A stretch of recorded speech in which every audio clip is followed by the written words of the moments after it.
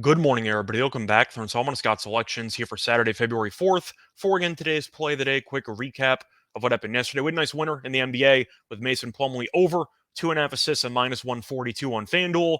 Line closed at 3.5 assists at I believe plus 130. And even if you took that, you won easily. Plumlee ended up having five. I believe he went over 2.5 in the first half, but it was a sweat-free winner. I look for the winner here on Saturday. And for today's play of the day, going back to the NBA, we'll get a matchup between the Trailblazers and the Bulls taking place at 8 p.m. Eastern Time. And for this match, we're going to take the exact same thing that we did yesterday. Going to take a center over his assists. And we're going to take Vucevic over 3.5 assists at minus 140 on FanDuel.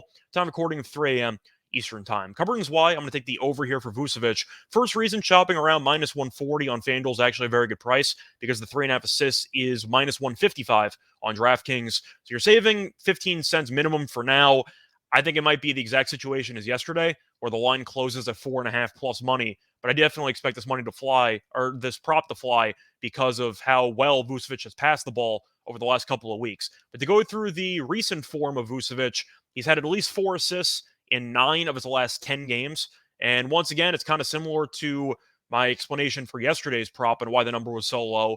Most teams really don't use their center that much as a facilitating option on the team, which is why you could find mispriced center assist lines all across the league. And like Plumlee on the Hornets, Vucevic has been constantly involved in dribble handoffs, constantly involved in potential just overall pick and rolls with teams potentially crashing inward, setting up 3-point shots on the wings. Point is, Vucevic does have the ball in his hands a lot, and I do think that they might use him a lot since Nurkic is out for Portland, and Vucevic might have a bit of a size advantage there against Eubanks. So maybe you'll see Vucevic score a lot early, but I think eventually the defense will collapse or they'll stick with the dribble handoff stuff, and Vucevic might be able to really just get a bunch of assists against a Portland team that has been awful preventing assists all season long. The Trailblazers are allowing 25.7 assists per game, which is tied for the ninth most in the league, and they've been especially bad at stopping opposing centers from getting assists all season long.